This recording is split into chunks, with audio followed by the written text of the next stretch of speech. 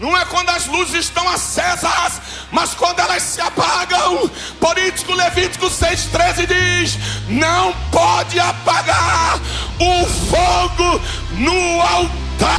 Quem olha daí e acha que isso aqui é meritocracia, me desculpe, está errado. Aqui não é nada por mérito, aqui é graça. Explica melhor, pastor. Quem olha daí pode dizer, não estou falando você, mas quem julga, se eu tivesse aí cantava melhor, está fora da graça.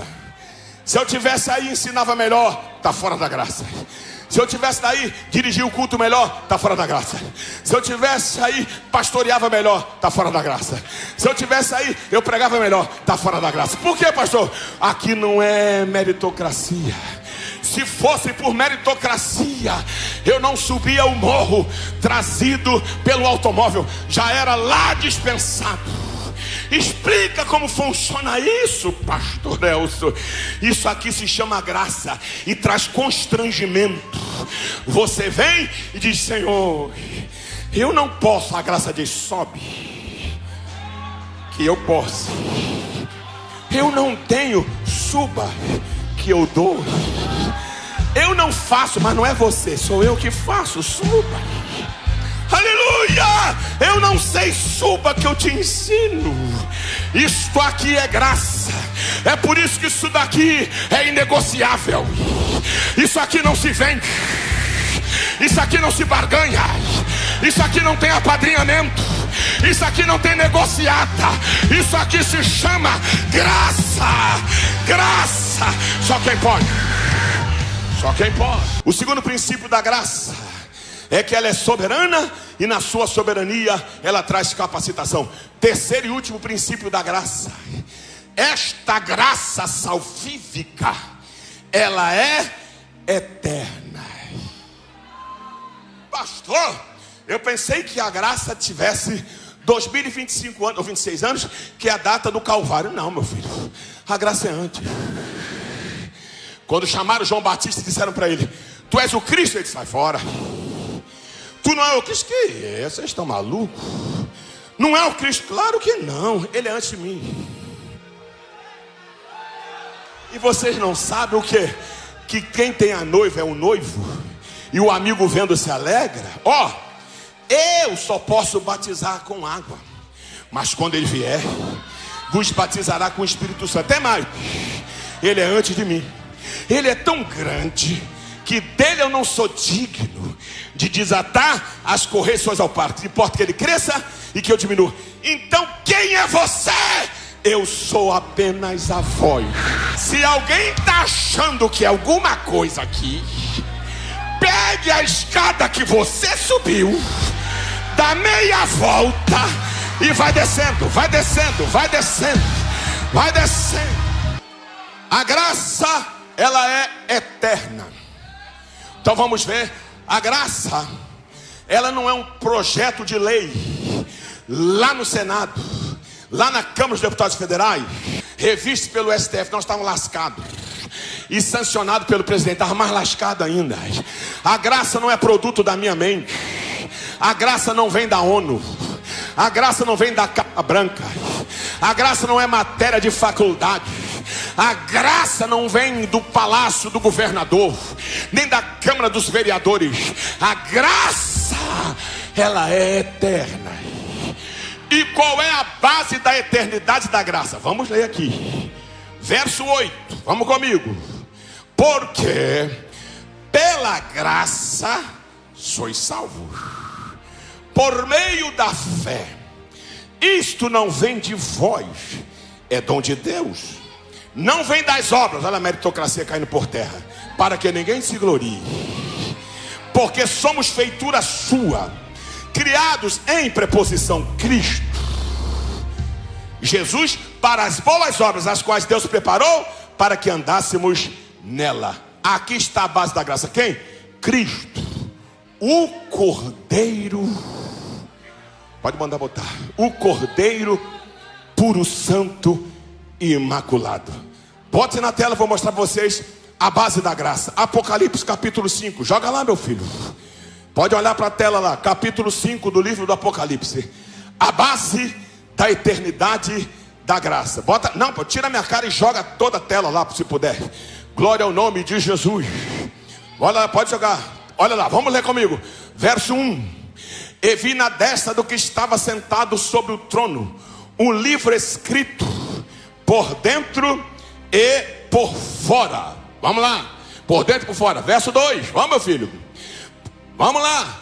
E vi um anjo forte bradando com grande voz, que dizia: quem é digno de abrir o livro e desatar os seus selos? Verso 3. E ninguém no céu, nem na terra, nem debaixo da terra podia abrir o livro, nem de olhar para ele. Verso 4. E eu chorava muito, porque ninguém fora achado digno de abrir o livro, nem de o ler, e nem de olhar para ele. E disse-me um dos anciãos: não chores, eis aqui o leão da tribo de Judá, a raiz de Davi, aguenta aí, que venceu para abrir o livro e desatar seus 7 selos. Verso 6. É algo assim que você precisa entender, e a sua compreensão humana não vai, mas pede ajuda ao Espírito e vem. E olhei, eis que estava no meio do trono 4 animais viventes, entre os anciãos um cordeiro, como havendo sido morto, e tinha 7 chifres e 7 olhos, que são os 7 Espíritos de Deus enviados por toda a terra. João está arrebatado em espírito. Vem, vamos entender aqui a visão. João olha e vê um trono, vê alguém assentado no trono. Isso aí, meu filho, vê alguém assentado no trono. Na mão dele tem um livro. Esse livro está escrito por dentro e por fora, selado com 7 selos. Um anjo brada e diz: quem é digno de ir abrir o livro e desatar seus 7 selos? Toda a história da humanidade estava no livro. E João disse: ninguém. E eu chorava. Então veio um ancião e disse assim: não chore, eis aqui, coloca lá, meu filho, o leão da tribo de Judá, a raiz de Davi, que venceu para abrir o livro e desatar os seus 7 selos. Verso 6, coloca o verso 6 e deixa aí travado aí. Verso 6, vamos ler. Verso 6 diz assim: e olhei, agora ele vai olhar, eis que estava no meio do trono e dos 4 animais viventes, entre os anciãos, um cordeiro. Aqui o segredo vem agora. Qual, pastor? Como havendo sido morto. Eu não posso entrevistar o João porque ele está morto, mas eu posso, pela Bíblia, questionar o texto. E eu digo: o que tu vês, João? Um trono. Mas o que? Alguém assentado. Mas o que? Eu vejo um livro na destra, quem está sentado. Mas o que? Eu não vejo ninguém digno de abrir o livro. Mas o que? Eu ouço um anjo forte bradando. Mas o que? Eu vejo um ancião me dizendo: para que eu não chore, porque agora apareceu aqui, no meio dos 4 animais, no meio dos anciãos do trono, um cordeiro. E aí? Como havendo sido morto. Então eu pergunto: o cordeiro está vivo ou está morto, João? Está vivo. E por que você diz como havendo sido morto? É porque ele morreu. Bem cá, ele está morto ou está vivo? Não me confunde. Não, ele está vivo, mas ele morreu. Morreu, mas está vivo. João, não embaralha a minha mente. O cordeiro que você está vendo, ele está vivo ou ele está morto? Pregador, ele está vivo. E por que essa frase, como havendo sido morto? É que dá para ver que um dia ele morreu. Como você sabe? Vai para o Velho Testamento. Quando ia oferecer um cordeiro em sacrifício, o pastor Josué só sabe, não podia sufocá-lo, não podia asfixiá-lo, tinha que sangrar, porque sem derramamento de sangue não há remissão de pecado. E como se fazia? Degolava. Era o que Abraão ia fazer com Isaac. Quando levantou o cutelo para degolar, eu não faças. João, como você sabe que esse cordeiro que está vivo um dia morreu? É que tem uma marca nele, tem uma marca de degola. Oh, é por isso que no capítulo João diz: ouvi uma voz que falava comigo, virei para ver quem era.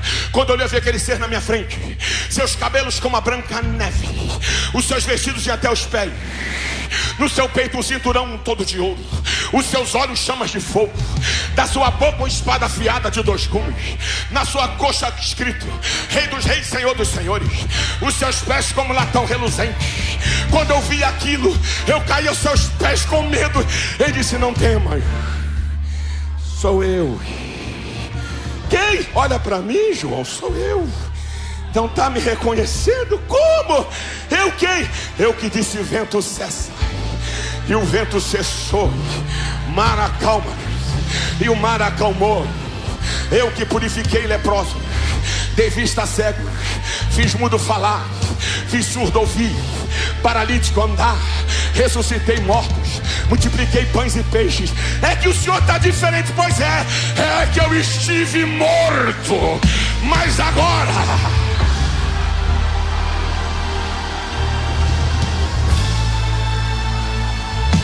só quem pode, só quem pode, só quem pode, só quem pode, só quem pode. Eu preciso encerrar, não posso deixar de falar isso. Olhe para cá, olhe bem para cá. Viaje comigo no texto. A graça, ela restaura. Como é isso, pastor? Paulo escreve aos Gálatas que todos que são filhos na carne são filhos do pai Adão. O que significa isso? Toda a raça humana, toda, sem exceção, toda a raça humana descende do casal Adão e Eva. Adão foi o único ser, foi o quê? Criado à imagem e semelhança de Deus em estado de perfeição. A mulher vem em segundo, porque todos ali, Adão e Eva, são os únicos em estado perfeito de criação. Pastor, nós não somos? Somos. Só que Adão era a forma matriz. Desta forma saíram todos nós. Como o diabo danificou a forma matriz, todos que descenderam de Adão descendem com defeito de fábrica. Somos a imagem e semelhança de Deus deturpada, porque nascemos deformados. Porque Adão era a forma matriz. O diabo danificou a forma matriz, mas não danificou a matriz da forma. A matriz da forma é inatingível, é inacessível. Jeová, que é a matriz da forma, olhou cá para baixo e disse: preciso restaurar a forma matriz. Como o senhor vai fazer? Eu vou enviar a matriz da forma. Mas eu não posso enviar a matriz da forma no estado de glória que o senhor está. Como você vai fazer? Aí a matriz da forma diz: eu vou me despir da minha glória. Aí Paulo diz isso em Filipenses 2,5: de sorte que haja em vós o mesmo sentimento que houve em Cristo Jesus, que sendo em forma de Deus, não teve por usurpação ser igual a Deus, mas esvaziou-se de si mesmo, tomando a forma de servo, fazendo-se semelhante à forma, e achado na forma da forma, foi obediente até a morte, e morte de cruz.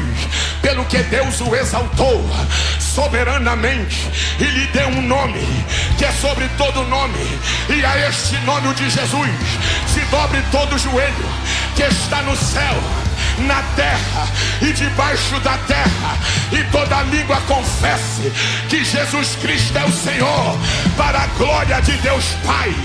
Em Adão eu morri, em Jesus eu vivo, em Adão eu peco, em Jesus me santifico, em Adão eu me perdi, em Jesus eu me encontrei, em Adão eu sou fraco, em Jesus me fortaleço, em Adão eu adoeço, em Jesus sou curado, em Adão recebi a passagem para o inferno, em Jesus.